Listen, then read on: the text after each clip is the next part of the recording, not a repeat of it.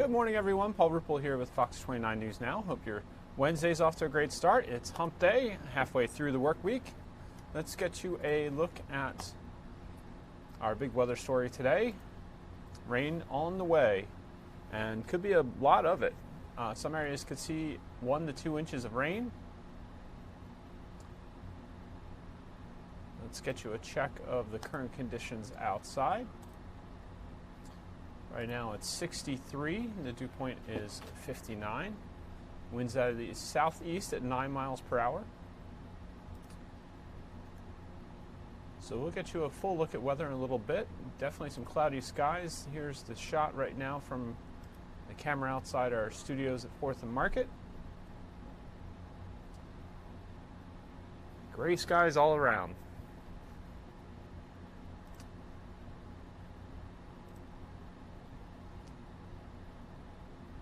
So if you haven't left yet, make sure to grab your umbrella and get yourself ready for the forecast. In the meantime, let's get you started with some national news. Well, it was round 4 of the Democratic debates in Ohio. Fox's Doug Luzader joined Good Day this morning from Washington with more on what happened last night and why Elizabeth Warren was talking so much. 7-11. Well, it's not easy being the front runner. Alex, you know that every day. You're right. That may have been the big takeaway from last night's crowded and at times contentious Democratic presidential debate in Ohio. So if you didn't have time to watch, what was it, 3 hours, a 3-hour debate? It came up on 3 hours, Doug. Doug watched it for us, and he's going to give us the highlights. It's just 3 hours. Yeah. Good morning. This was a big debate in every sense. I mean, the crowd was, the stage was certainly crowded. But for some of these candidates, this was maybe a final chance to really make a mark. Your signature, Senator, is to have a plan for everything, except this. I want to give a reality check here to Elizabeth. I'd like to start with Senator Warren. No one was called out more last night than Elizabeth Warren. Now the front runner in many polls, she had to fend off one attack after another, many of them focused on her health care plan. So let me be clear on this. Costs will go up for the wealthy, they will go up for big corporations, and for middle-class families, they will go down. It's become a real point of contention. Warren has steadfastly refused to acknowledge what many here believe must almost certainly be true, that her Medicare for All plan would require a tax hike on the middle class. But I do think it is appropriate to acknowledge that taxes will go up. They're going to go up significantly for the wealthy. Bernie Sanders tangled with Warren a bit and proclaimed himself to be healthy, making his first debate appearance since suffering a heart attack. Look, my son did nothing wrong. I did nothing wrong. And Joe Biden had to respond to repeated attacks from President Trump that while serving as VP, he leaned on Ukraine to help his son's business interests. There was plenty of criticism leveled at President Trump over his move to pull U.S. forces out of northern Syria. And there was unanimous support for the ongoing impeachment probe in Congress. He is indeed the most corrupt and unpatriotic president we have ever had. I swore an oath to do my job as a senator, do my duty. This president has violated his. I will do mine. And the president is firing back at them on Twitter this morning, as you can imagine. Now, we talk about the attacks on Elizabeth Warren. They had an upside for her because each time she was attacked, she was given time to speak, to respond. So when you look at the speaking time last night, her time kind of commanding the stage eclipsed every other candidate there. Mike and Alex. Well, look at Amy Klobuchar. I think people would be surprised that she got that much airtime. And she really scored pretty big points, too. She did, and you see Joe Biden just below Elizabeth Warren last night. But no one really went after Biden like they did Warren. No, that's what happens when you move a bit to the back. Well, not in the back, but he's just behind. Just slightly behind. Thank you, Doug. There we see that cloudy shot again. We do expect to hear from the Republican House members. House Democrat Weekly News Conference is expected to be held soon. We'll get you out to that as soon as it happens. See some media filtering into the room, so we'll take you there. There are a few events from the White House this morning. Some of them will be tape playback, so we'll show you those. The president has a meeting this morning and that is with the bilateral meeting with Italian President Sergio Mattarella. So we'll get you out to that as soon as we see that pop up. In the meantime, let's get you a look at your business news headlines right now.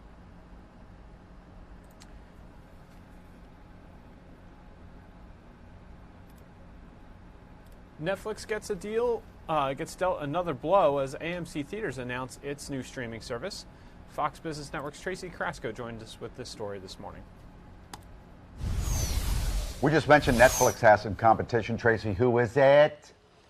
AMC Theaters, they are out with their own streaming service for you to watch movies right at home on your couch. You don't have to go anywhere. So they'll be offering about 2,000 titles from some of Hollywood's biggest movie makers, biggest studios, Disney, Sony, Universal, Warner Brothers, including some new releases after they finish their theatrical runs. You'll be able to rent or buy them very quickly. So this is something they're offering to their AMC Stubs members, which is their loyalty rewards program. Price is running from $3 to $6 to rent a movie. If you want to buy it, it's going to be $10 to $20, but nonetheless giving Netflix a little bit of competition, especially as we've got Apple and Disney. Their streaming services start next month. So lots of options now. Yeah, and so we were confused because we were discussing this in the newsroom. What's the difference between this and like on demand? I mean, you can normally just purchase movies that way. It's very similar. It's just through AMC. So if you are an AMC Stubs member, then you have this easy option to do that. Couple things. That is one of the worst names for a membership. Stubs. I'm an AMC Stubs member. And then secondly, they're basically competing with themselves. They're asking you to stay home and not go to their theaters. Well, they've realized they've got to do that because people are going to do it anyway. You got to join them. They're going to they're going to get a movie on demand. Yeah. Right. So why not choose AMC, their on-demand program instead of the others? You purchase the films, Maybe they're going to be offering more more titles. Yeah, makes because sense. Netflix is releasing movies, so you don't even have to go to a theater if you don't want to. I never even leave my bed at this point. Don't. That's why I need new sheets. The velvet sheets. Yeah, I got velvet sheets from QVC yesterday, Tracy. Velvet. Oh. It's a whole nother topic. But in 5 different colors, too, including sea breeze. Is that like a blue, aquamarine? No, it's called blush. I'm sorry, it's blush. Oh, how'd you go from blush to sea breeze? Okay, thank you, I was Tracy. hoping they would have sea foam, which is one of my favorite That's colors. like more aquamarine. Yeah, isn't it? yeah. Kind of almost, soft teal. All right, let's talk to... Thank you, Tracy, for that report. I guess it's sort of like Blockbuster, right? You know, that's one of the things they missed out on. They were the tape rental place where you went to get movies for rent, and then they didn't see the Netflix coming. So now AMC trying to mark its territory, I guess, in the streaming category as well as being a place you go to watch movies. Taking a look at the stock market right now, down about 1/4 percentage point, down 73 points. Dow Jones Industrial at 26,952, so a little bit shy of the 27,000 mark. In Fox Business headlines, China pours cold water on Trump's trade deal success. Many things have to happen before China ramps up its U.S. agricultural purchases. I think they've pledged to buy something along the lines of $50 billion in Fox farming products, Fox is reporting. So that's the big headline right now from the business world. Let's get you a look at your weather while we wait for news conference to get underway in Washington.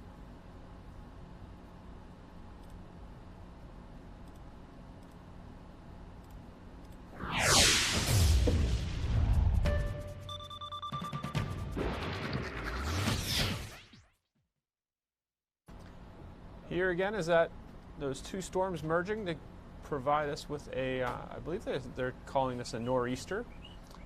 heading for the coast and bringing rain our way later today. Let's get you a look at the current temperatures.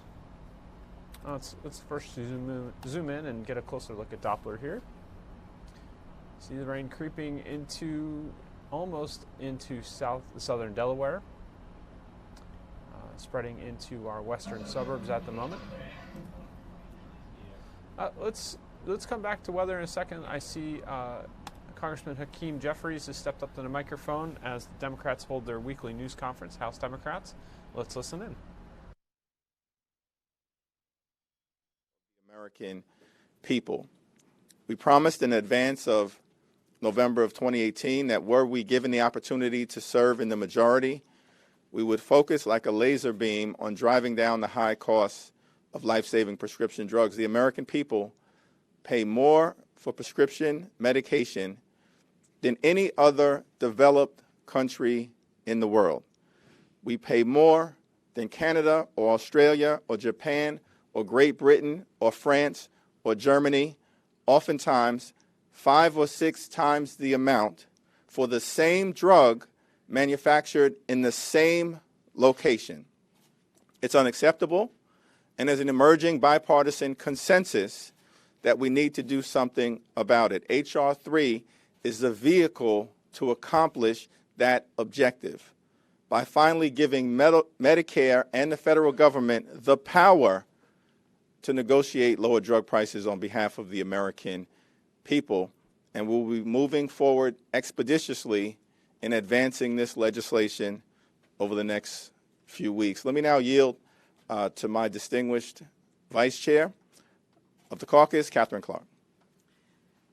Thank you, Mr. Chairman. It's good to see you all again. We had a very busy 2 weeks at home in our districts. Democrats had hundreds of events, meeting with constituents, meeting with people at home to discuss the For the People agenda and following through on our promise to fight, as the chairman highlighted, for lower prescription drug costs, to make sure that we increase pay through strong economic growth. We've already done that with bills that increase the minimum wage, that ensure pay equity for women, and to clean up corruption in Washington. Just this week, we are going to be passing the SHIELD Act of 2019 to make sure that we are strengthening and closing loopholes to keep foreign interference out of our elections. These are the issues that we are hearing loudly and clearly from home they want us to focus on. We are not sure how Mitch McConnell is taking a paycheck any longer because he is refusing to work on the bills that we have sent over. These are the bills Americans sent us here to do their work, and we are going to do both things. Continue to legislate, continue to bring those issues from home to talk about here at the Capitol, and also to investigate. And we are so pleased to have 3 members of the newly formed National Security Caucus with us today, and it is my great pleasure to introduce Congresswoman Xochitl Torres-Small. Well, as a new member of Congress, I have the honor of serving in the House Armed Services Committee. And as a civilian, I have the opportunity to learn from men and women in service and veterans who have taught me a great deal about our national security and what true service means. And one of the things that I've most learned from these men and women with valor is how important it is to build trust with the people with whom you fight. And that's why the situation in Syria is so concerning, because our Kurdish allies fought with United States Special Forces and others to protect the world from ISIS and took that fight all the way to Raqqa and then held the line. And because of that work, we were able to secure a very unstable situation.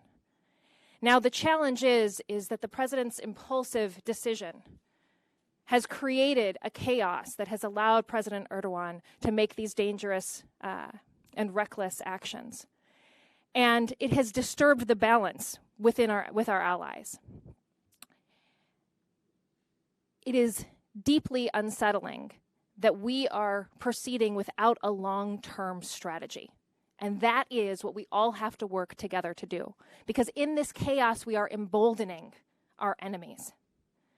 And that is why I am pleased that at least we have a bipartisan call to action, that we have to protect our Kurdish allies. This is the issue that Secretary Mattis quit over. This is something we have to work together for. And we must do this work and not allow other things to distract us. So as we work together to protect our allies, we must reinforce the importance and stand up against impulsive decision-making that has reckless consequences and stand for a long-term strategy to provide stability in the Middle East. I have the honor of introducing my colleague, Congressman Andy Kim, who can speak more to the importance of our relationship with our allies. Thank you. I know that the issue of Syria and Turkey has been looked at from a lot of different angles over the last week and a half or so. So I just want to add a particular lens that I thought might be useful for you. For me, about 5 years ago, I was at the White House National Security Council working on the counter-ISIS issues. I was there in the room when we were deciding how to move forward with the Syrian Kurds as well as with President Erdogan at the time. We knew that this was going to be an issue of reckoning, one that we would have to confront. But I'll tell you, we never would have imagined at that time that it would come to an end in the way that it has, with the level of recklessness and dysfunction that we've seen over the last 2 weeks. You would ask any counterterrorism expert, anybody that's been out there working on the counter-ISIS fight, they will say that our work there with the Syrian Kurds, with the SDF, has been the pinnacle of the type of work that we've done in terms of partnering with local forces in terms of train, advise, assist. And they say that because of the level of precision and the level of strategy that went into this work, and how we were able to have an outsized influence given the low level forces that we had out there. It was really an example unlike anything else we'd seen across the world. To see that level of precision be torn apart and dismantled in the way of the recklessness that we've seen, it just gives nothing in terms of the credit due to the people that were doing the fighting. And it leaves us terribly exposed to the resurgence of ISIS and other terrorism groups in the region. Congressman Crow and I just got back from a trip to Turkey, Afghanistan, in that area. And when we were in Turkey, we certainly heard the concerns straight from our own ambassador about the real threats there.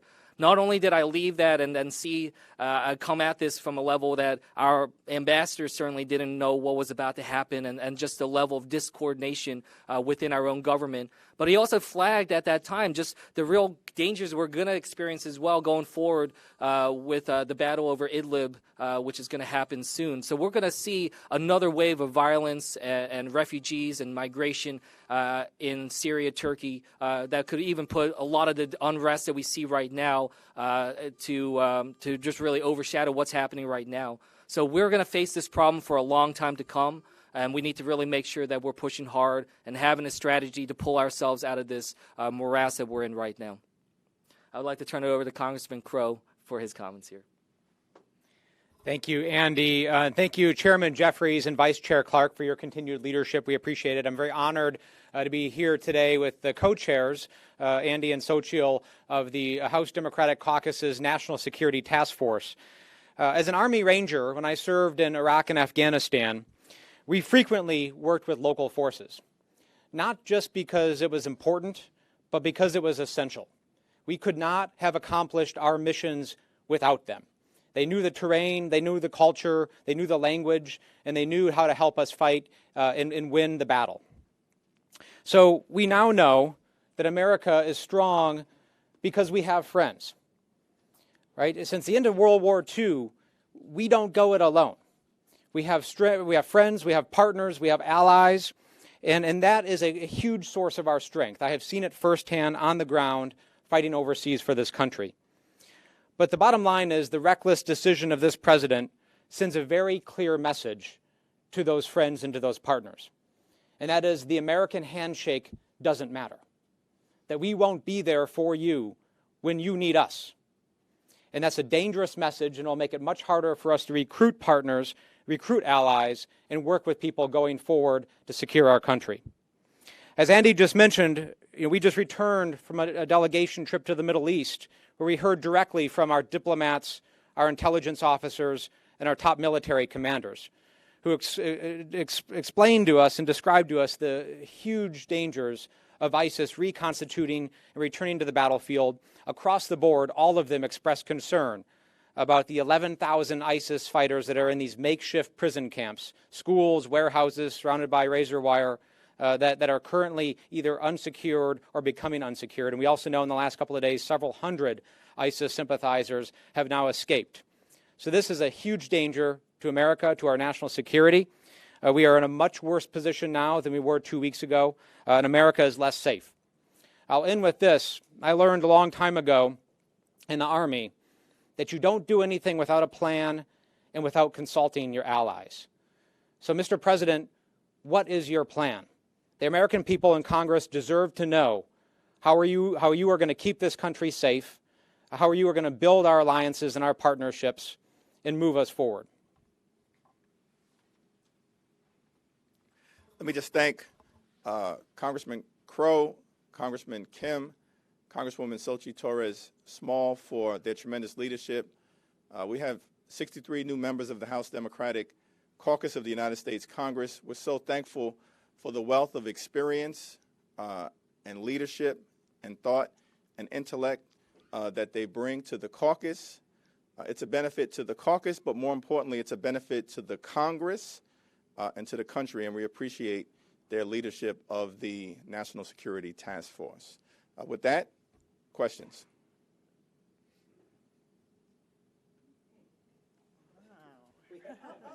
That never happens. Cheryl? So Republicans have argued very forcefully that the inquiry into impeachment is not legitimate without a vote. So how can you convince the public that it is indeed legitimate? Why not take a vote on the House floor to fully authorize it, as was done with Clinton and Nixon? We are in the process of communicating to the American people what's at stake in terms of the wrongdoing that occurred by the president that is hiding in plain sight. Donald Trump betrayed his oath of office. He abused his power by pressuring a foreign leader to target an American citizen for political gain and withheld $391 million in aid to accomplish that invidious objective. That is textbook abuse of power. It betrays and undermines our national security as well as the integrity of our elections by soliciting foreign interference in the 2020 election. That is the issue. Now, it's my understanding that my colleagues on the other side of the aisle are strict constructionalists. They believe in the original intent of the United States Constitution. There is nothing in the United States Constitution that requires the House of Representatives to vote on an impeachment inquiry. There is nothing in Supreme Court precedent. There is nothing in the federal rules of procedure. There is nothing in the House rules. They are unable to defend the indefensible, and so the Republicans are arguing about cosmetic procedural matters and ignoring the grave national security concerns that were implicated by the president's aberrant behavior. Are you concerned that if you did have a vote, it would effectively enable them to have subpoena power? I'm glad you asked that question. So if you actually take a look at House Resolution 581, which was passed on October 8th of 1998, and that's the resolution that presumably establishes precedent related to subpoena power. What it says is that authority by the committee may be exercised by the chairman and the ranking member acting jointly, or if either declines to act, by the other acting alone. Here's the key.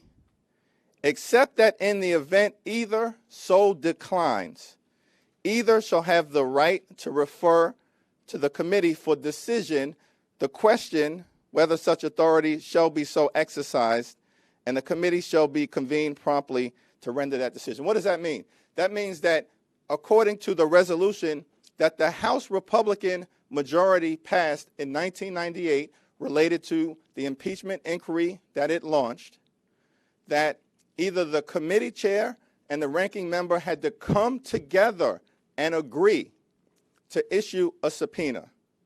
But if the committee chair declined, pursuant to the ranking member's request, the ranking member didn't have an automatic right to issue a subpoena at that point in time. They had to take a vote before the committee of jurisdiction. That's the resolution that the House Republicans are pointing to. So what do the rules of the Intel Committee say? Generally, this is 10A of the Intel Committee's rules, all subpoenas shall be authorized by the chair of the full committee upon consultation with the ranking minority member or by vote of the full committee. Can you tell me the difference? There is no difference. The Republican minority has the same exact subpoena power now that the House Democratic minority had during the Clinton impeachment proceedings. So why are we having this discussion? Because the Republicans cannot defend the indefensible. This is about national security. This is about abuse of power. This is about betrayal. This is about the integrity of our elections. This is about the United States Constitution. Yesterday, the House passed a series of Hong Kong-related bills. Overnight, China said they would vow massive retaliation on the economic front. What's your reaction to China saying that? Does that give you pause about having this enacted? And have you heard from the Senate whether they'll take it? We have not heard from the Senate, but I think it's important for the House to express its will as it relates to what is taking place. That's what we did last night. We hope to find common ground with the Senate, and we'll figure out how to move forward. I don't know if Catherine or our national security folks want to add. I know you've talked about the seriousness of the Syria issue here, and you talked about the handshake maybe not meaning as much here. You've also talked about other policy issues. Obviously, impeachment is a very tough issue for the caucus and what people want to do. But you think in a macro political way that the decision, considering how serious Syria is, actually gives you an opportunity to talk about something else and other problems with the president? And does that help you politically and not address impeachment directly, but address this foreign policy issue instead? I mean, you brought your national security folks today, to talk about that, not impeachment. Well, we have consistently indicated that we are going to continue to do the business of the American people as it relates to our domestic policy responsibilities and our foreign policy responsibilities. We are actively moving forward on our For the People agenda as it relates to lowering health care costs with a focus on prescription drug pricing. We want to enact a real infrastructure plan that fixes our crumbling bridges, roads, and tunnels, and we want to get to yes on the USMCA. At the same time, we have a responsibility to deal with these very serious national security issues implicated in Syria. Jason or Andy? Yeah, I just have always rejected the false choice that we have to choose between our oversight obligations and protecting national security and moving forward on things like prescription drugs. The Constitution envisions a Congress that can and must do all of those things, and that's what we're doing. We're going to exercise our oversight responsibility, maintain the checks and balances. We're going to address national security threats as they arise, and we're going to move forward on the kitchen table issues that America needs us to move forward on. When I got back from the trip to the Middle East, I had a town hall on Afghanistan in the district, and I'll tell you, it was a packed room, and a lot of people there are very concerned about what's happened on the national security front. In the last 2 weeks, the number one issue that I got questions about from people in the district is about their concerns over what happened with Syria and Turkey. I think they see this as an example of where American global leadership is right now. They see it as an example of the recklessness of this president's foreign policy decision-making process. And it worries them greatly about not just this issue, but any number of other issues that might come up going forward. They just don't feel like they're in good hands right now. But if I can follow up, and I think you can feel this, isn't that the essence of the question, is that the public, you say the number one issue was about Syria after you returned from the region, and that the public perceives the Democrats are just trying to impeach, and there are these other key issues to talk about, whether it be prescription drugs, USMCA firearms, Syria, and that gets drowned out because of the impeachment conversation. We have an ability, as long as we continue to focus on the kitchen table pocketbook issues of importance to the American people when we are back at home, as well as the national security issues of concern when we're back at home, as our members did in an extraordinary fashion over the last 2 weeks, to make sure that the people ultimately understand what the House Democratic Caucus is all about, which is to get things done, to find common ground where possible, to move things over the goal line in the best interest of everyday Americans. That's what we're doing. In the previous 2 years, much of the discussion inside of the Beltway was centered on the Mueller investigation. But guess what? The midterm elections were about health care. Why? Because we had members, then candidates, like Jason Crow and Andy Kim and Sochi and Max Rose and Anthony Brindisi, Antonio Delgado, the list goes on and on and on, talking about kitchen table pocketbook issues. And that's what we're all about. That's what we'll continue to do, and we place our faith in the American people.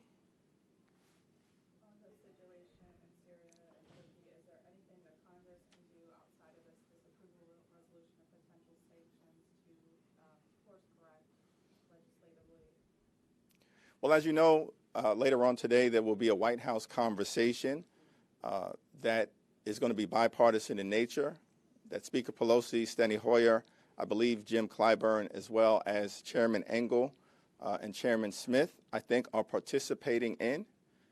The American people across the ideological spectrum have clearly indicated that the actions that the president has taken in abandoning our ally and bolstering the position of 4 different entities that are enemies: Iran, Assad, Russia, and ISIS, is reckless and irresponsible. And we're going to do everything that we can, pursuant to the authority that we have as a separate and co-equal branch of government, to turn the situation around. I'd just like to add that the resolution also has another purpose besides directly trying to influence the actions of Turkey.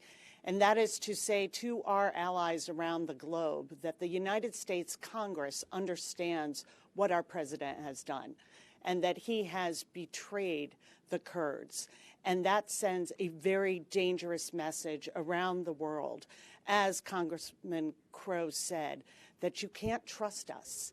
And we are hoping with this resolution not only to be able to apply pressure, but to give that signal to world leaders that the United States Congress understands the dangerousness of the course that this president has put us on, and we want to restore the good faith and name of the United States.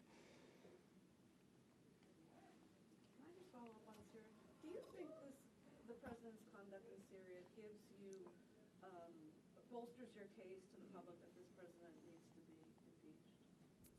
impeached? No, and I don't think we've connected one with the other. The facts speak for themselves as it relates to the president's conduct in terms of Syria and Turkey: reckless and irresponsible, jeopardizing an ally, enhancing the position of 4 different enemies. The actions of the president as it relates to the Trump-Ukraine scandal speak for themselves. The timeline speaks for itself. Right? Congress, in a bipartisan way, authorized $391 million in military and economic aid to the Ukraine. Ukraine is a friend, Russia is a foe. Ukraine is a democracy, Russia is a dictatorship. Ukraine is currently under attack by Russian-backed separatists. The United States is probably the only thing standing between Vladimir Putin and Ukraine being completely run over by Russia. In that context, Ukraine is incredibly vulnerable. Yet $391 million in aid was withheld as a high-pressure tactic. In February, the Trump administration wrote to us in Congress and said, the aid is on the way. It never arrived. In May, the Department of Defense wrote to Congress and said, the aid is on the way and all necessary preconditions for the receipt of the aid have been met, including the implementation of anti-corruption protocols by the new Ukrainian administration. The aid never arrived. Twice during the summer, Mitch McConnell called up the administration and asked about the aid. He never got a satisfactory answer because there is no legitimate answer.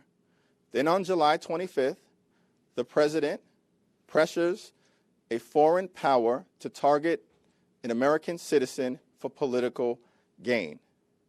The Ukrainian president appears to agree, buckling to the pressure of the withheld aid. And subsequently thereafter, the aid is finally released. That is an abuse of power, and the timeline, the president's actions, the betrayal speaks for itself. Congress has a responsibility to legislate. Congress has the need to litigate. Congress has a constitutional obligation to investigate. We will do all three, and we will do it well. Thank you.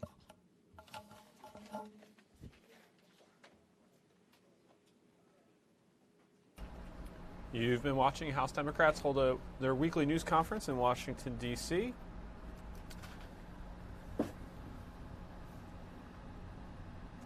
Talking there a little bit about the impeachment inquiry and the other, as House Speaker Nancy Pelosi said last night during her own news conference, they're legislating, investigating, and litigating, I think was the three-word phrase. Here's a live look at the White House. Moments ago, President Trump was joined by the Italian Prime Minister, I believe it was. Let me double check on that.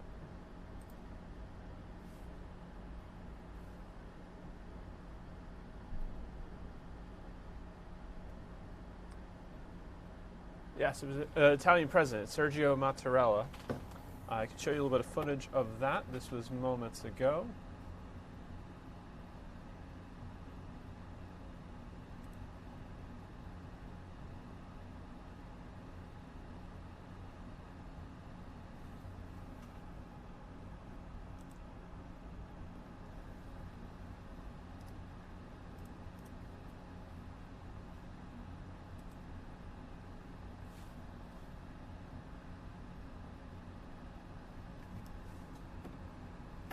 It helps if you stop recording if you want to play clips out, huh?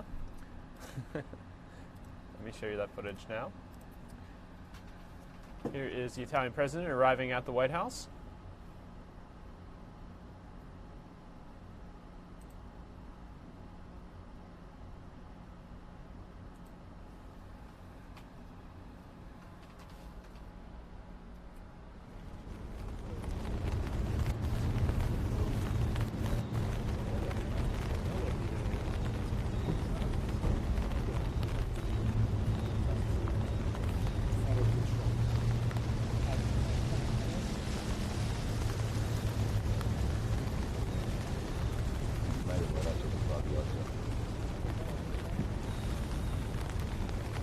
And then moments later, the two leaders walk towards the Oval Office Back here. after getting their photo taken.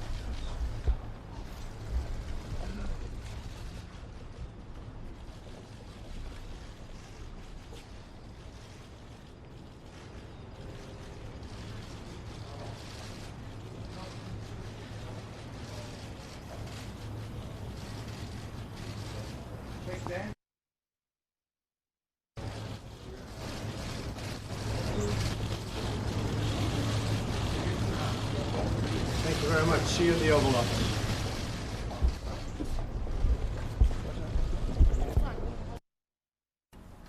There is expected to be video soon, tape playback from the conversation in the Oval Office. In the meantime, let's show you some of the president's tweets where he was responding to some of the issues that Democrats raised there during their news conference and the debate last night. Doug Luzader mentioned these tweets in his report earlier. You would think there is no way that any of the Democrat candidates that we witnessed last night could possibly become president of the United States. Now you see why they have no choice but to push a totally illegal and absurd impeachment of one of the most successful presidents. The president also said, 95% approval rating in the Republican Party. Thank you. Just won 2 congressional seats in North Carolina and a governor's runoff in Louisiana, which Republicans should now win. Because of impeachment fraud, we will easily take back the House, add in the Senate, and again win the presidency. Win president. Our record economy would crash just like in 1929 if any of those clowns became president. And President Trump also saying Republicans are totally deprived of their rights in this impeachment witch hunt. No lawyers, no questions, no transparency. The good news is that the radical left Dems have no case. It is all based on their fraud and fabrication. Get another look at the rainy White House right now. So we'll get you more there when we can. Let's get that look at weather that we started to show. Here again is Ultimate Doppler, showing that rain on the way.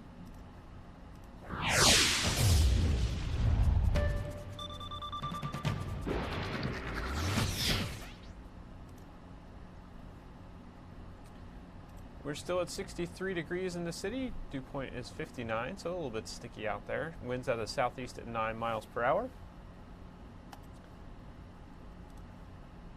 Closer look at Ultimate Doppler shows you the rain creeping into the area from the south and west. Right at the Delaware borderline right now. And up into Pennsylvania's western suburb, or Philadelphia's western suburbs. Here are your current temperatures, 60s and 50s all around. In the northeast, 60s along the coast in New Jersey and Pennsylvania and Maryland, but 50s and even a 49 in Hartford, Connecticut, 49 in Bangor, Maine.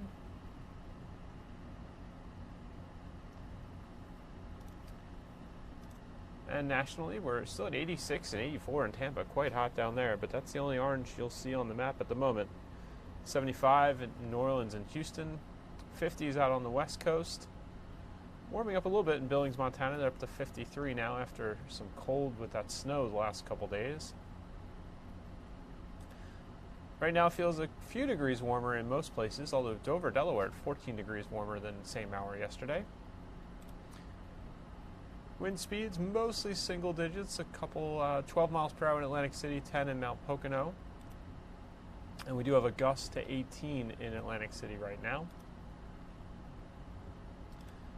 Visibility is okay in most places, but not the Poconos, Reading, or Pottstown right now. And here's, see that satellite cover. We got lots of cloud cover right now at the moment. Your future cast for today, you'll see that rain sweep through. Could see up to an inch or two of rain from the system.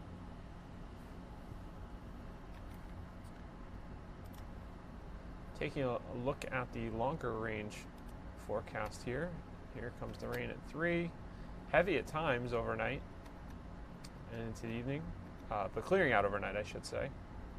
We're dry for a couple days, some cloud cover on Friday, some more on Saturday morning.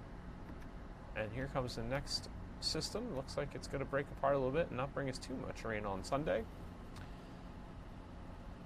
So here's a look at your 7-day forecast from the Fox 29 Weather Authority. PM rain, 70 degrees today, a 5 on our forecast by the numbers. Tomorrow will be a 7, although it'll be a bit blustery, 58 for a high, 48 for an overnight low. Sunny and breezy Friday, 60 degrees. Saturday, sunny and cool, 63 for the walk to end Alzheimer's. Sunday, sunny and nice, 68. So we're getting back to your average temperature for this time of year, round about there. Monday, we'll go a couple ticks higher, 70 with a shower chance, and another shower chance on Tuesday of next week, 72 for a high. Get your weather forecast on the go anywhere with you. Download the Fox 29 Weather Authority app from the Google Play or Apple iTunes stores.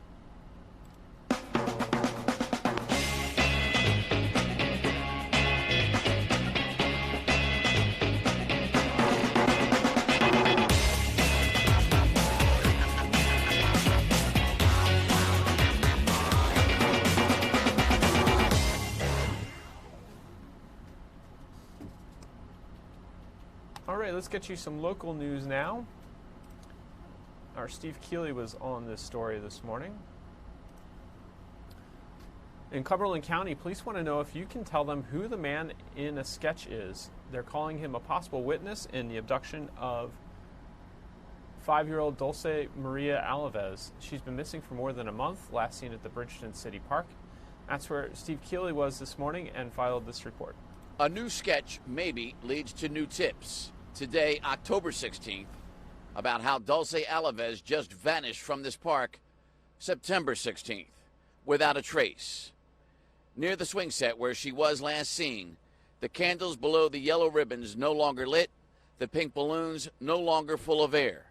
And while they may have lost the helium in their first full month since Dulce vanished here September 16th, the people here in Bridgeton have not lost their hope, renewed by this new clue and a higher reward offer, now at $52,000. And maybe that was enough to perhaps finally lure an adult witness who, quote, just recently came forward, describing this man to a police sketch artist, saying this guy was here in the park with 1 or 2 children under age 5 around the time Dulce vanished. The questions, was one of them Dulce? The other question we put to Dulce's family, especially Dulce's 8-year-old aunt, who was here in the park in the car with Dulce's mom when they lost sight of Dulce September 16th. Does this man in the sketch look familiar to you? No, she told us, as she also translated for Dulce's grandmother, who has been raising Dulce. ¿Recuerdas ese hombre? No, la verdad nunca lo había visto.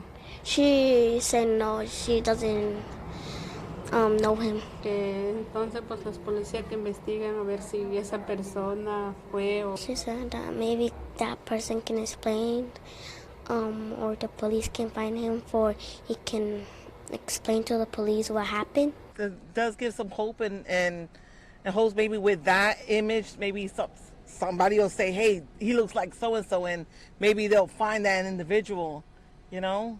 I hope and pray she's found. And so the last days of summer, when she vanished, now bring with the first days of fall this new clue, as a second month of searching for 5-year-old Dulce Alaves starts. And we remind you, this is how she looked at the convenience store in her little yellow T-shirt buying that last ice cream. Coincidentally, the color of her shirt now matching the yellow ribbons here, hoping one day for her safe return. In Bridgeton, Steve Keeley, Fox 29 News.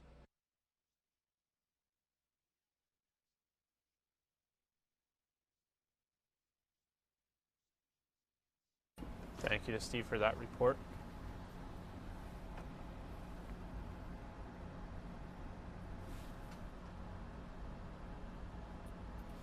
Again, here's a look at the man police are hoping you will recognize.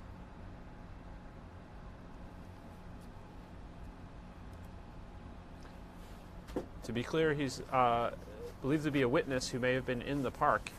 Police just looking for any information they can gather about this case to try and help solve it. Cherry Hill schools will no longer be serving up tuna fish sandwiches to students with unpaid lunch bills. The school board unanimously voted last night to make changes to their controversial debt policy. Our Lauren Johnson has that report from Cherry Hill this morning.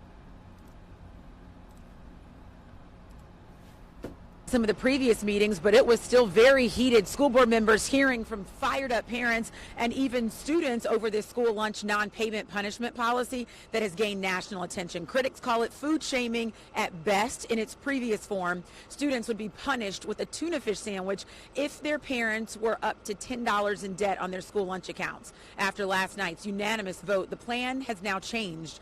Now the children can eat whatever they want, but once they reach $75 in the hole, it's a new punishment. Students cannot participate in school activities. They cannot attend class field trips or the prom. One student told the board the amended plan still punishes students and keeps them out of an active school life. But the superintendent says the updated policy does call for more communication.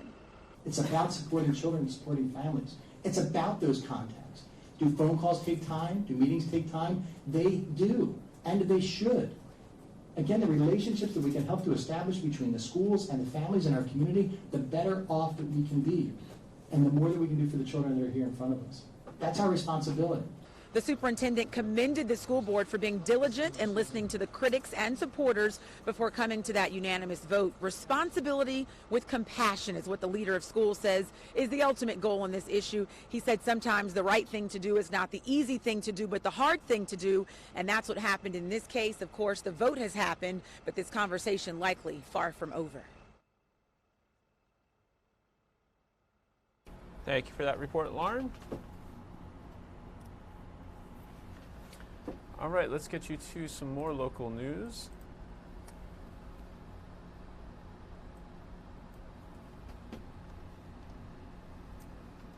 Starting first with a trial that's ongoing right now. Closing arguments are happening today in the trial of 22-year-old Michael White. He's accused of stabbing Sean Skellinger to death during an angry altercation on a Rittenhouse Street last July. White took the stand in his own defense yesterday. He says it was in self-defense. White testified he came up on a traffic backup at 17th and Chancellor while on his bike delivering food that night.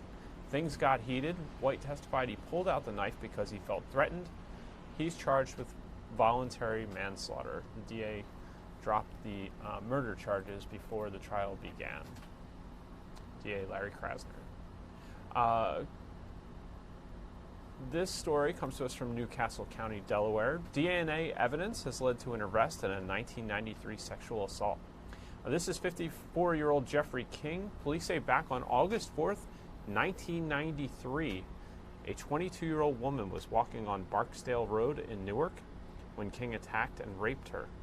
For years, detectives had no leads, but in 2017, a detective followed up on the case. The original rape kit was sent to a private lab in Virginia. Then in August, detectives collected King's DNA and say it matched. Prosecutors charged King with rape after he turned himself into police.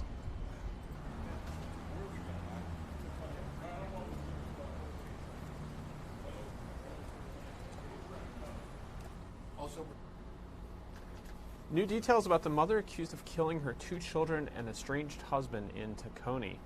Police believe the couple was having marital problems and arguing over child support. They say 28-year-old Demira Jones Alcindor bought a gun just hours before shooting her 10-month-old and 4-year-old girls and estranged husband Max Alcindor. Jones survived and had surgery yesterday evening. She's expected to face murder, child endangerment, and weapons charges. This is one of the stories that former federal prosecutor Ted Teesey joined us this morning to talk about on Good Day Philadelphia. Here was that conversation from our air. 7:32. Well, new details are emerging into what led a mother to shoot and kill her daughters, her husband, and then turn the gun on herself. Police say 28-year-old Demira Jones shot and killed her 10-month-old and 4-year-old daughters, along with her 35-year-old estranged husband, Max Alcindor. They say she bought a gun just hours before the shooting. Cell phone video that you're looking at there captured the tense moments as police officers arrived, trying to get the kids to their squad cars to get them to the hospital. Neighbors and family told police the couple was reportedly having marital problems, argued every day. One of the arguments apparently over child support. There was literally a fight every single day. The man and the woman, you say, hated each other. Yeah. I feel like they hated each other because it was a fight every single day. Oh my God, they're saying get this, paramedics told police officers and investigators that the woman told them she begged to die as they're trying to get her to the hospital after she shot herself. Doctors say, however, she is expected to survive, and Jones is likely to face murder, child endangerment, and weapons charges. Fred Teesey, attorney at law, is here. Those would be the charges. Somebody's going to have to defend her, right?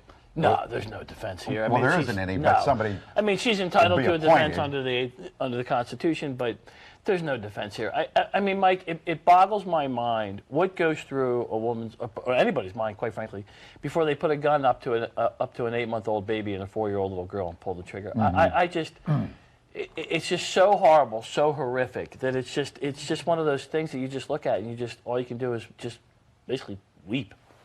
And she admitted it on the way to the hospital. She admitted it on the way to the hospital. There's no question that she did it. So she can't say like temporary insanity or anything like that? No, she went out and bought a gun. And, this was premeditated murder, pure and simple. Not even Larry Krasner can come up with a reason not to make this murder. This is a horrible, horrible crime. It's a tragedy because this woman, first of all, she's ended 3 lives. Her life will never be the same. And for what? For what? So she bought the gun how early? 3 hours before. I mean, so it's it's one of those. What is the gun law in Pennsylvania? Apparently there is no. I didn't realize this. There's no waiting time in Pennsylvania. Period. There's no 3-day waiting period. And man, as much as I love the Second Amendment, if a 3-day waiting period would have saved these children's lives, then I would have been all for it. I mean, it's horrible. But it's again when a mother and as a society, when a mother kills her children, that's just a crime. The worst crime like this that ever happened was that woman who drowned her 5 children in a bathtub in Texas. I mean, when a mother wants to kill her children, it's something that's just so foreign to us, so alien to us, so against everything that's ingrained in us as a society that there's just, unfortunately, there's just nothing you can do about it. That's why I still remember all these years later, this could be 2 decades, Susan Smith, you know that name? Oh, absolutely. Drove her kids in a minivan. Oh, and then lied and said someone else that kidnapped them. Oh, I remember that case. I mean, that was a horrible, horrible crime. This woman straps her 2 children into the back of a minivan and drives it into a lake and watches as they drown. I mean, that's the kind of monstrous evil that there's just nothing you can do about. Yeah, well, there were reports that, and I don't know, this could be a rumor that he was cheating on her. They were estranged. The child support payments weren't coming in, stuff like that. Yeah, all of which are horrible, horrible things, and no woman should ever have to be subjected to under any circumstances. But that's not the way to go. You don't shoot your children. Right. Okay. It's horrible. Also today, closing arguments. You predicted this trial would go pretty quickly. Closing arguments in the trial of 22-year-old Michael White. He's accused of stabbing Sean Skellinger to death during an altercation on a Rittenhouse Street last July, and he took the stand in his own defense yesterday, and he says it was in self-defense. Are you surprised at all that because sometimes they want you to not speak on your... Of course, I got the former prosecutor. He's got a couple questions for a guy. What are you doing with a knife like that in the first place? That's the first mistake. Well, he had an answer for that, yeah, though, I know he because he's did. doing deliveries late at night. Here's where he went too far. He testified that there were a bunch of racial slurs that were thrown around, and that was one of the reasons why he wants the jury to believe that that's one of the reasons why he kind of acted the way he did. And had there been testimony from other witnesses about that, I think that would have helped him. But without that testimony, I think it makes it look like he's not telling the truth. I think he's trying to play to some emotion from the jury. And I think that one little piece of evidence, I think may actually end up coming back to haunt him. Because he did say that he heard Skellinger say that, and that's why he went over. He said that. Say that to a Uber to someone driver, else. And then to him. But the problem is the witnesses didn't testify. Right. Nobody else said that besides him. But then he mentioned when Skellinger and him were facing off, Skellinger said, "I'm going to beat the black off of you." And then rushed him, picked him up in the air. And when he was in the air, that's when he pulled the knife out. Right. But again, I go back to this thing about he fled. If it was a real self-defense thing, he wouldn't have fled the scene. He would have stayed there. He would have told the cops, listen, this guy attacked me. In self-defense, I stabbed him. Wouldn't have thrown the knife away. He wouldn't have thrown the knife away. He wouldn't have, remember, he had that cell phone text, too, about that wasn't helping him either. Which I wanted to ask you about, because this happened 9 days before the trial. He sent this text, and it was a note. It said, don't blank me off. You'll get cut. Another blank. Right. But since it was days before, and he said that, you don't know the context of that, it was different. Right. Can that still apply in this case? Well, the defense is going to argue that it doesn't. That's their job. They're going to argue that it doesn't. And you know what? That's actually not a bad argument on their behalf. I mean, it took case before the crime. The law, the jury will be instructed that you can't believe that someone acted in conformity with something that they had said a couple days before. That's an instruction to which the defense is entitled. Mm-hmm. But again, it doesn't help, okay? Because when you're in trial, there's two things. There's the burden of proof and there's the burden of persuasion. And in this instance, the jury's going to have heard that he cut this guy, right? He stabbed him with a knife. And again, nobody else heard these alleged racial slurs that were thrown about. And so... Have you heard about any videotape? No, I haven't. You asked me about that before. Video, but you mean the cell phone video or separate surveillance? Because there's cameras right there. Right, there were. But just so I don't have all the facts doesn't mean I'm not going to give you my opinion. That's true. Well, yeah, that's why we bring you in. Exactly. Don't let the facts get in the way. So how long do you think the jury will take then once they get I don't think it's going to take them long. I mean, I think if they get charged, you'll have it depends. I mean, they want to get their lunch on the government. But if they get charged tomorrow, well, you'll have a verdict before Friday. They won't go out over the weekend. No. But the closing arguments would wrap today, right? I think so. They could get it this afternoon. They could get it this afternoon. And is today Wednesday? You're going to get a verdict by tomorrow. You're certainly not going to get one past Friday. Okay. Thank you, Fred. Fred, thanks. Thanks for having me. We'll come right back. Thank you, Fred TC, for joining us to discuss those cases. Closing arguments are indeed occurring today in that case. Let's get you a couple more updates and other reports from this morning, from the news that we've been following over the last couple days and new incidents. In Cumberland County, New Jersey, prayers this morning for the family of the little girl killed on an amusement ride this weekend. 10-year-old Haley McMullen was a fifth grader at Deerfield. Her viewing will be Friday. Investigators say she was thrown from a carnival ride called Extreme on Saturday at the Deerfield Township Harvest Festival. Haley's father is a sergeant with the Salem Police Department.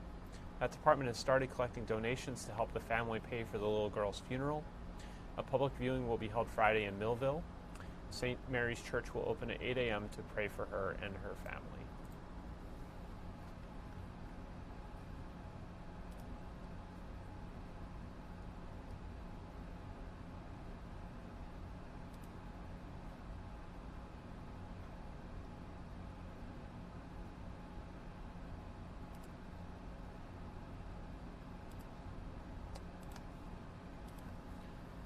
In Burlington County, photos of a West Hampton Township Committee candidate in blackface are circulating. The photos were distributed this week by Democrats, and they show Republican Carl Eversmeyer at a Halloween costume party 10 years ago. But he's defending the costume, saying he went as Kanye West. He also says that everyone at the party was African American, and he even won Best Costume. He says the photos were taken out of context, but his opponent in the race says people will have a right to be offended.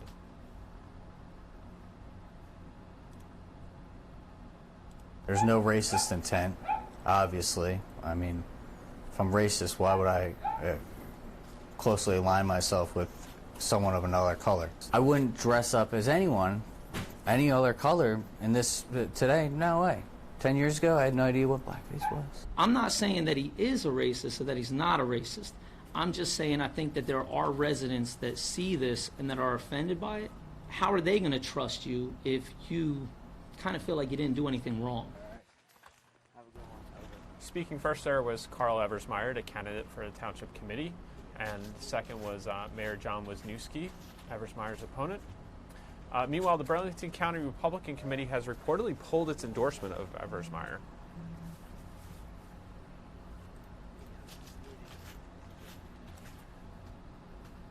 In Atlantic County, they've made it official. Atlantic City has a new leader. Councilman Marty Small was sworn in last night after taking over as acting mayor, when Frank Gilliam Jr. resigned on October 3rd. Small was chosen by the City Council. He will serve until next fall, when a candidate will be elected to serve the final year of Gilliam's term in the November 2020 general election.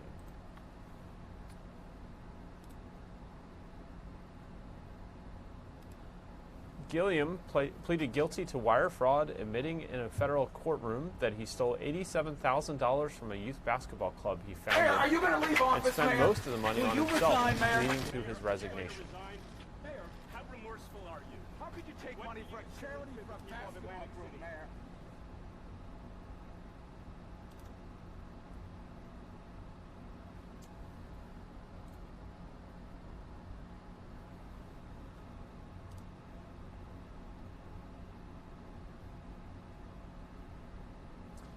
Mayor, are you going to leave office, Mayor? Will you resign, Mayor? There you hear the familiar voice of our Fox 29's Jeff Cole asking the mayor if he was going to resign as he left that courtroom. A Philadelphia police lieutenant showing the perseverance of the human spirit. She beat cancer, and now she's set to climb one of the highest mountains in the world. This is the lieutenant joined us on Good Day Philadelphia this morning, and here is her conversation with Mike and Alex. Are you ready for this story? A local woman's survival story is encouraging others to never give up. Especially when it comes to the fight against cancer. So this is Philadelphia Police Lieutenant Jennifer Vrana working out one last time before she heads to Africa to climb Mount Kilimanjaro. A 29-year veteran of the force, she's doing this after beating stage 4 Hodgkin's disease. And Lieutenant, welcome to the show. Yes, good morning. So great to meet you. It's so nice to meet you. It's wonderful to be here. How's your dog? Your dog's fine? Oh, she's wonderful. She slept all night last night. It was a beautiful thing. That's the greatest part of bringing her hiking. It wears her out. What's her name? Her name is Lola. Okay. But Lola can't go on this trip. No, Lola can't go on this trip. Okay. Okay, let's go back and get the story. We talked about it a little bit. When were you first diagnosed? Okay. I was diagnosed November 4th, 2001. And the doctor said, how long are you going to live? At that point, 3 doctors had come into my room, and they were excited that they could give diagnosis like mine up to 7 years longevity. Wow. And I fired all 3 of them, just fired. And I actually fired several more doctors along the way. Anyone that was negative, I went on to the next, and I finally found the doctors that saved my life. And it was this tremendous, wonderful team at Penn Medicine. At Penn Medicine. And it's interesting you say that because a lot of times they tell you to get a second opinion, but it sounds like you had a second and a third. It's, I just kept going until I found the right, because it's, just because you're assigned a doctor somewhere doesn't mean it's the right doctor for you. So you got 7 years. That means you should have been out of here around 2008 or 9. That's correct. I shouldn't have seen my 40th birthday, and I turned 50 this past August. Wow, happy birthday. Thank you. So what's the diagnosis now? Oh, I'm long-term survivor. So it's, they can use the word cure. I like the word survivor because it keeps me going and motivated. Yeah. And so you put together, well, if I've got the situation in my life, I'm going to make a bucket list, even before the term bucket list existed, right? How many lists have you been through now? This is my 3rd list, and it's the last thing on my 3rd list. And I just got yelled at because I put 4th list up on the wall. To try to go to the 4th list. Who's upset with you, your wife? Oh, my wife is. This is the craziest thing I've done, and I've gone like cage diving with the great white sharks in South Africa, and they consider this crazier, but it's not crazier. It's for a purpose. What is the purpose? I'm raising funds for the Leukemia and Lymphoma Society. I am doing this as part of team in training. It's called Climb to Cure, and with that, it's there's a website. It's a fundraiser for it. I was very, very fortunate to have the means. My career saved my life. Yeah. I love being a cop. My job has loved me. And if it wasn't for the benefits that I had with my career, I wouldn't be where I'm at. Most people, or many people, don't have those type of benefits, and they need assistance. So it's my goal to keep giving back so others can survive like I have. So you're going to raise how much per step? My ultimate goal is to raise $19,341, which is the height of Kilimanjaro. So $1 a step, walk up with me, come on the journey. And the interesting thing about you, also the emotional part of it, is while you've been so blessed, you have had loved ones and close people since your fight started that have also been battling. Yes, and I've lost my own father to cancer several years ago. I have friends that are currently battling it. And even when I leave here today, I'm stopping and people are giving me, I'm picking up a necklace from a friend who died a little over a year ago. Another friend died from lung cancer just a couple of weeks ago, and they're giving me a pebble. To leave on top. To leave on top, yes. Yeah.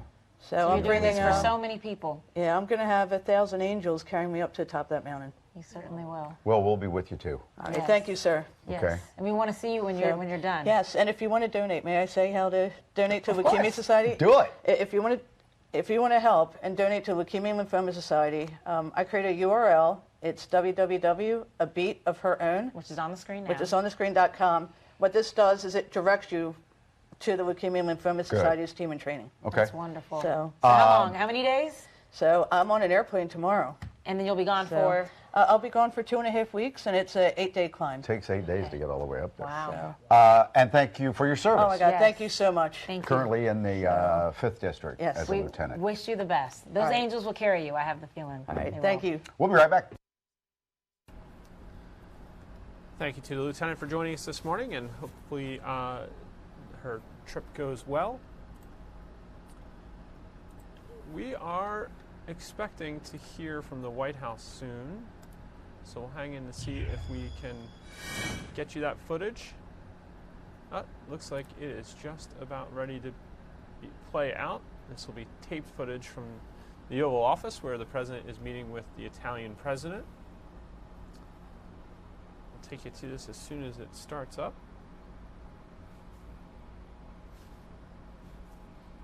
We'll hold for a second. Stay with us. We'll have this footage for you as soon as it is playing out.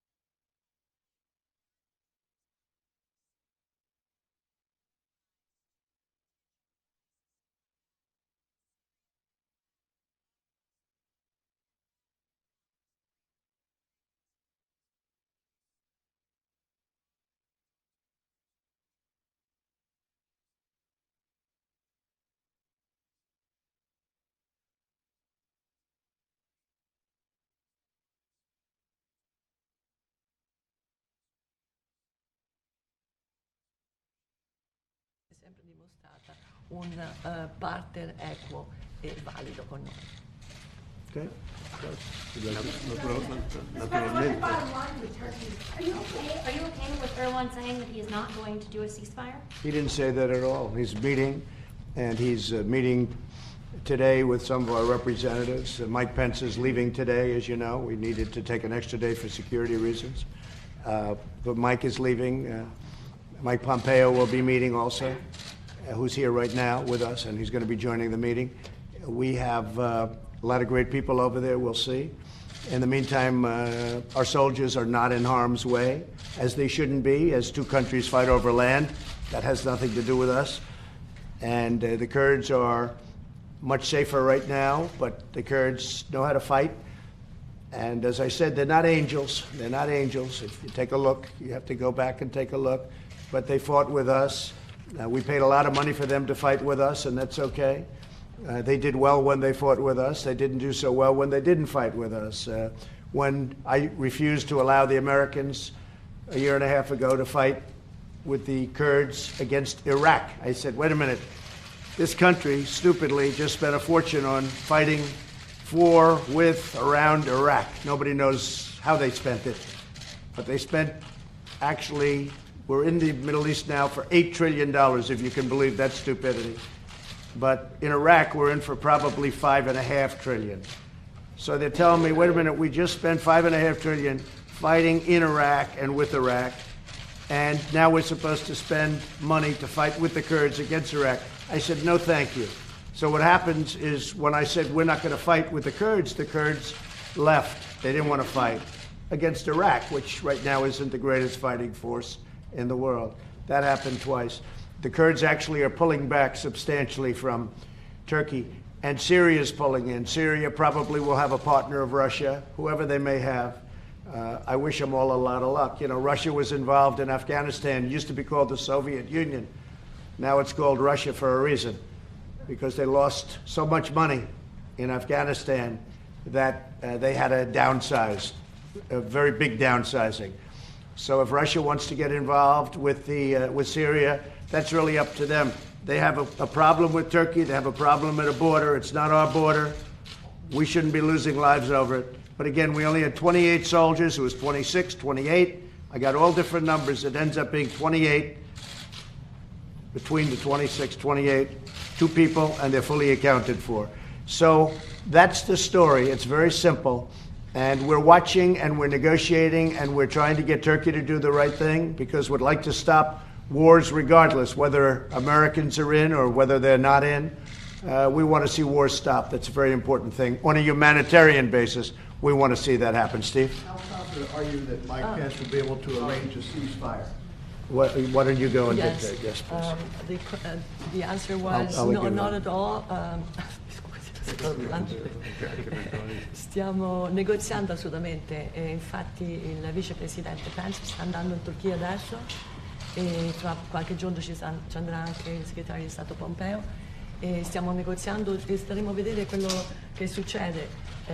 Però appunto, come ripeto, come ho detto prima, io ho tanto messo in salvo i nostri soldati, tutti e 28, e sono al salvo. Adesso i siriani, i curdi sono protetti dai russi. Se la Russia vuole occuparsi della Siria, sono affari loro. Si sono occupati per tanti anni dell'Afghanistan e proprio a causa di quello hanno dovuto subire delle grossissime perdite. È per questo che non si chiama più Unione Sovietica ma Russia. Io per quanto riguarda i curdi, l'ho detto, sì, sono i curdi, abbiamo combattuto bene insieme a loro, al loro fianco, li abbiamo pagati per fare questo, ma va bene. Come detto prima, non sono degli angeli, però io mi sono opposto quando mi è stato proposto di combattere insieme ai curdi contro l'Iraq, perché non ha senso dopo tutti gli investimenti, tutto quello che abbiamo fatto, più di 5 miliardi e mezzo che abbiamo speso in Iraq, adesso non voglio assolutamente rigirarmi indietro e combattere contro l'Iraq, che invece è una forza stabile.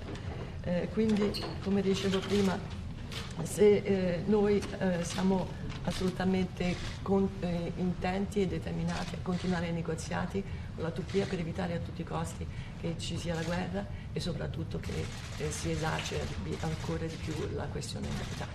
So I view the situation on the Turkish border with Syria to be, for the United States, strategically brilliant. Our soldiers are out of there. Our soldiers are totally safe. They've got to work it out. Maybe they can do it without fighting. Syria is protecting the Kurds. That's good. We are, and by the way, every player hates ISIS. Everybody we're talking about. Syria more than us. Russia more than us. They've done a big number on Russia. And we're over there fighting ISIS, but they're over there fighting ISIS too. They can handle it, and they should handle it. We can fight our own battles on our own territories. But you have a lot of countries over there that hate ISIS as much as we do. In some cases, probably more. So they can take care of ISIS. We have them captured. The United States captured them. Some were released just for effect, to make us look a little bit like, oh, gee, we got to get right back in there.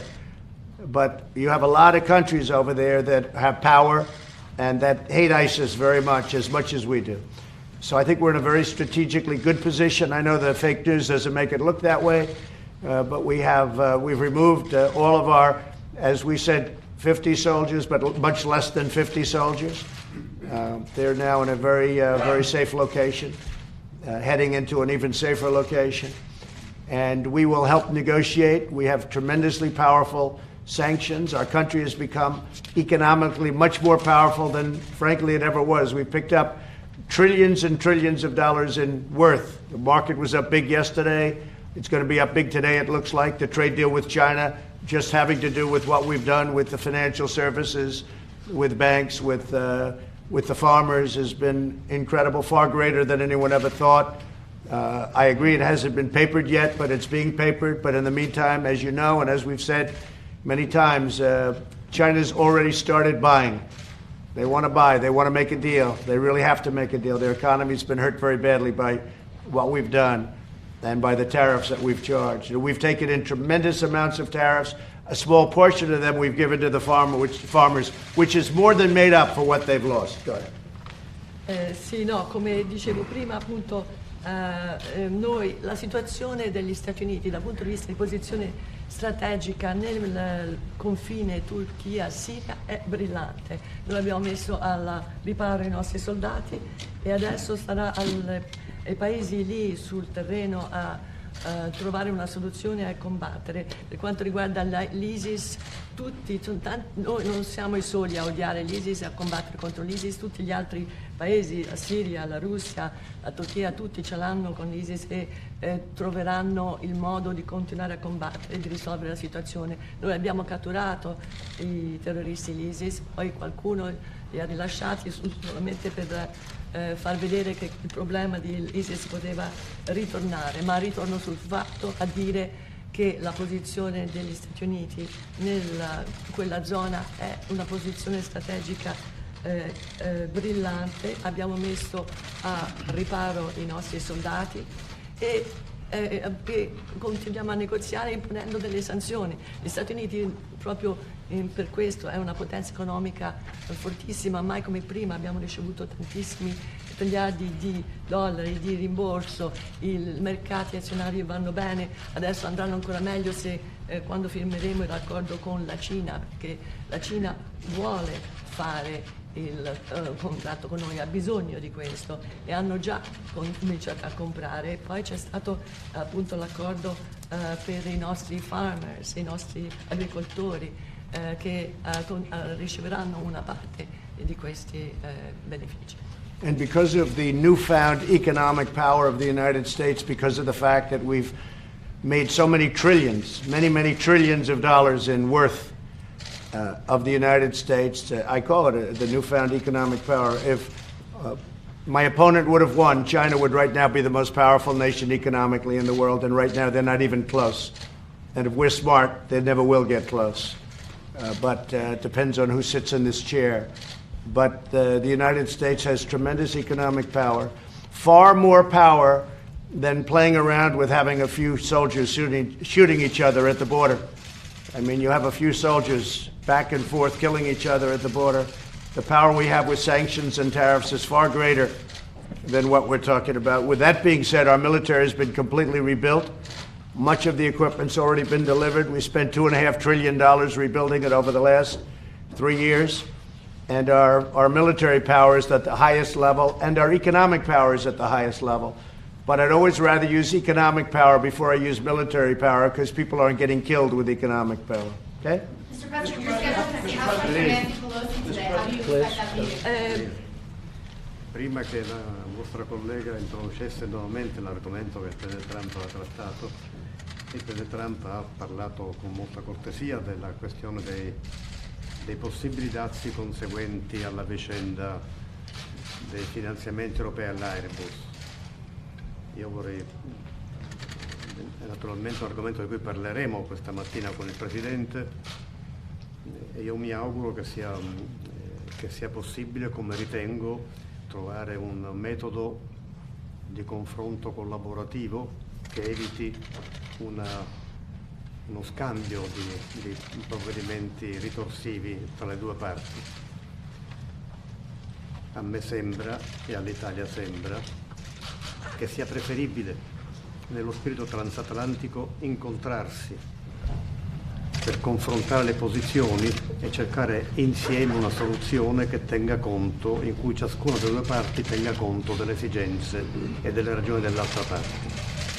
L'alternativa, quella di imporre dazi che probabilmente chiamerebbero delle reazioni, per poi ripetere questa vicenda tra qualche mese, quando l'Organizzazione Mondiale del Commercio ha adottato provvedimenti riguardanti i finanziamenti per la Boeing, rischia di metterci su una strada che poi renderà comunque indispensabile un punto di incontro e un'intesa. Tanto vale cercarla subito e perseguirla subito. President, And before the members of the press introduce topics that have already been discussed this morning, President Trump was talking about the possible implementation of tariffs on European products following the whole Airbus affair. Of course, that's a topic that we will certainly be discussing this morning, and I do hope that we can come up with a cooperative-based approach and a frank discussion so that we can avoid retaliation between the two parties. Italy and I myself personally have always felt that it's better to talk things through, to find a common solution, to find some sort of understanding for one another's stances. Because the alternative to that would be tariffs, followed by retaliation, followed by further tariffs. And we also have to understand that we are waiting for a solution of the Boeing affair as well. So, of course, within the spirit of the Atlantic Alliance, within the spirit of the friendship we've always had, I do feel it would be best to discuss these things and understand one another.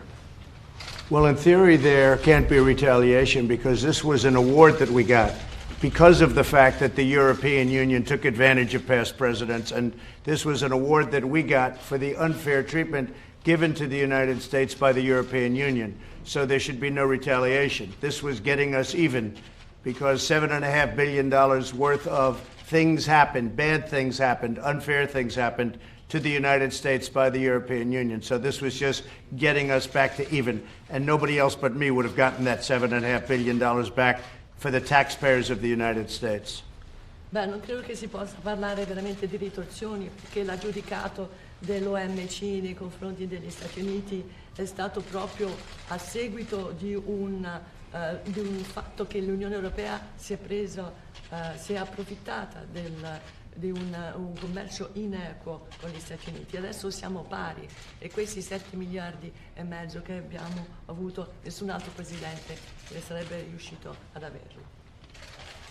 Yeah. Mr. President? Yeah. I'm sure you saw reports that John Bolton said that Rudy Giuliani was like a hand grenade the way he was acting. And are you concerned that Bolton could be called to testify in your impeachment report? Now, look, John Bolton, I got along well with him. Some people didn't. Some people didn't like John Bolton. I actually got along with him pretty well. It just didn't work out. I don't know that he got along with Rudy Giuliani. Rudy Giuliani was seeking out corruption and what happens mostly in the 2016 election, because there was tremendous corruption in the 2016 election. I think even you would admit that. The election was, it was disgraceful what happened and what happened to me and what happened to the Republicans. And that continues with Nancy Pelosi and with Schiff. Adam Schiff got caught making up statements that he said I said that I didn't say, which is fraud. I mean, it's purely fraudulent. So it continues. So Rudy was a great prosecutor. He was the best mayor in the history of the city of New York, as far as I can see. I think he's pretty much acknowledged what he did for crime and everything else. And when he saw what was going on with our election of 2016, the election I won, but the election that was absolutely corrupted by things that took place in government. Now, we'll see what happens. The IG report's going to come out soon, and we'll see what happens. I think I know nothing about it in terms of the report. I'm waiting for the report like everybody else, but I predict you will see things that you don't even believe, the level of corruption, whether it's Comey, whether it's Strzok and his lover Page, whether it's so many other people, McCabe, whether it's President Obama himself. Let's see whether or not it's President Obama. Let's see whether or not they put that in. Wait a minute. Let's see whether or not. So Rudy saw that, and I can tell you Rudy Giuliani, because he was very, very incensed at the horrible things that he saw, as are many people, okay, and many Republicans. And the Republicans have been treated very unfairly by the Democrats. I'll say this. Paul Ryan would never issue a subpoena. I don't say right or wrong. He wouldn't do it. He had too much respect for our country. Nancy Pelosi hands him out like cookies. Everybody, I don't even know these people. For the most part, people like that at testify, I don't even know who they are. I never even heard of some of them, most of them. But I have all these people testifying. And then they leak out. They don't say the good parts. They only say the bad parts. We're not allowed to representation. We're not allowed to lawyers. We're not allowed to have anything. The Democrats are treating the Republicans very, very badly. Fortunately, we have a lot of good, strong, smart Republicans. But they never dealt, John, with the Democrats the way the Democrats deal. And the Republicans won't forget it, because what they're doing, what the Democrats are doing to this nation is a disgrace. What they have done, the disrespect that they've shown to the presidency, and it'll happen to them. Because if the Republicans have the House, which I think they will, because of impeachment. I think that because of this nonsense impeachment. It's based on a perfect phone conversation, an absolutely perfect phone conversation with the president of Ukraine. A friend of mine who's a top lawyer read it, said, this is perfect. You didn't say, did you know this was going to happen? Actually thought it was going to happen. There were many people listening to that conversation, because when I speak to a leader, like if I speak to the president of Italy, if I speak to anybody, I know that there are many intelligence people on the line. I know that. I mean, with my understanding and knowledge. I don't know exactly who, but I assume there are many people. Fortunately, they had transcribers, stenographers, people that do this for a living on the line, because we have an exact copy of the report, of the call. So the call was put out immediately when I started hearing about the whistleblower. Well, the whistleblower's report was totally wrong. The whistleblower didn't know what he was talking about, or was given false information, or was even worse than that. Now, all of a sudden, Schiff doesn't want to talk to the whistleblower. Now, all of a sudden, quid pro quo doesn't matter, because now they see in the call there was no quid pro quo. So with Rudy was seeking out corruption, and I think there's nothing wrong with seeking out corruption. Did you have Steve? Rudy registers a foreign lobbyist. I don't know what he did. I don't know. That's up to him. That you have to ask. Excuse me. No. You have to ask Rudy those questions. Don't ask me. But Rudy was one of many people that was incensed at the corruption that took place during that election. Pure corruption. For instance, I still ask the FBI, where is the server? How come the FBI never got the server from the DNC? Where is the server? I want to see the server. Let's see what's on the server. So the server, they say, is held by a company whose primary ownership individual is from Ukraine. I'd like to see the server. I think it's very important for this country to see the server. Nobody wants to see it. The media never wants to see it, but I'll tell you, Republicans want to see it. So Republicans aren't treated well. And here's the problem. I think we're going to take the House based on what's happening with the impeachment stuff. And the Republicans can do the same thing in reverse if they ever have it. I hope it's going to be a long time, because nobody's done a better job with the economy, with our military. I've rebuilt the military. Our economy is the best it's ever been. We have numbers that just came out where, not including taxes, the median household income for the average American has increased $5,000 in a very short time since I've been president. Nobody's ever heard of numbers like that. So people want to find out, why was it so corrupt during that election? And I want to find out more than anybody else. Steve, go ahead. One of the things that has been exposed by the Turkey situation is that as many as 50 nuclear weapons are at Incirlik Air Base in Turkey. How confident are you of those weapons' safety? We're confident, and we have a great air base there, a very powerful air base. That air base alone can take any place. It's a large, powerful air base. And you know, Turkey, just so people remember, Turkey is a NATO member. We're supposed to get along with our NATO members. And Turkey is a NATO member. Do people want us to start shooting at a NATO member? That would be a first. And that's all involved having to do with NATO. Yeah. Mr. President, you're going to be seeing House Speaker Nancy Pelosi today. How do you anticipate that? Well, I'd say this. I think that she's done this country a tremendous disservice. She's created a phony witch hunt, another one. First one failed. They're all failing. This one is just absolutely crazy. All you have to do is read the transcript of the call. Read the transcript. This is a open and shut, simple case. They're desperate because they know they're going to lose the election. They're desperate to do something because they know they're going to lose the election. This administration has created the strongest economy in the history of our country. We have the greatest stock market. We had over 100 times we broke the record for stock market. If you look at people's stocks, their 401ks, if you look at anything you want to look at, they're far better off now than they probably ever have been in this country. Record stock markets. And don't forget, stock market's not just rich people, it's all people. Because all people own in the stock markets. New York Stock Exchange, all of them. They're at record highs. Nobody's ever done what we've done. So they're playing games. They figure they can't win the election. So maybe we can find some ground. We'll get somebody that Trump never met, And maybe they'll say something bad about Trump. And if they do really bad, maybe it can stick a little bit. I don't think it's going to work. They've treated the Republican Party with great disrespect. Okay, thank you very much. Thank you, everybody. Thank you.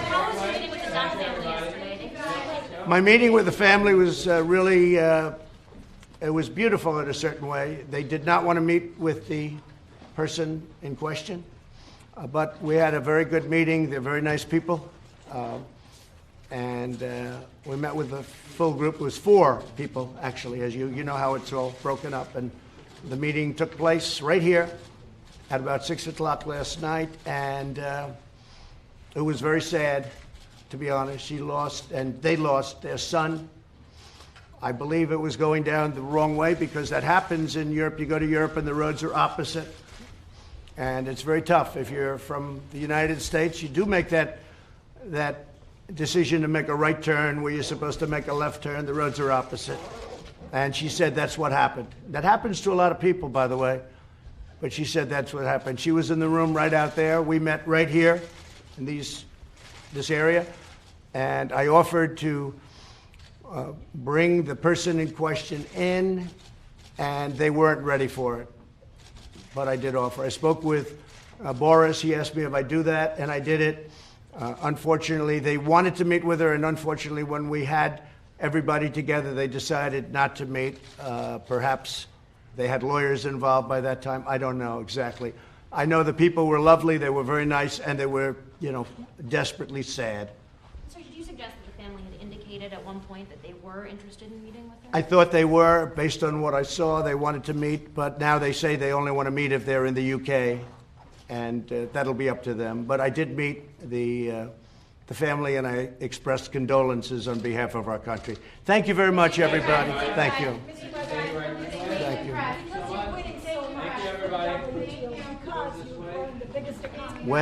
Wait. There's a great question I'm being asked. This is maybe the greatest question I've been asked in a long time. Please put those mics over here. Go ahead, say it again. You're winning with the WTO because you are growing the biggest economy in the world. Are you willing to give Italy a break on tariffs? We are looking at Italy very strongly, and as you know, the 7.5 is to be divided the way we say. We've divided it up. Italy has got a problem with the way we've divided it up because they said they had much less to do with it.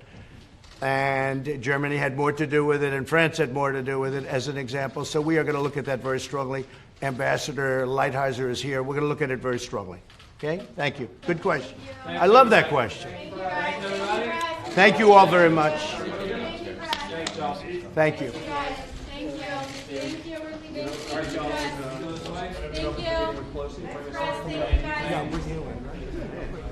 Thank you, guys. Thanks, everybody. They're doing a bad thing. I'll talk to you. Okay. Thank you. Thank you, Chris. Thank you very much, everybody. Thank you, guys. Thanks. Thank you.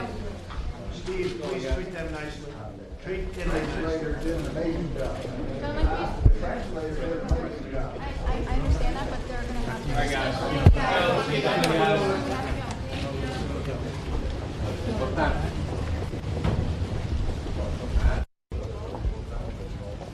Again, that was President Trump and the Italian president meeting in the Oval Office, talking about many topics.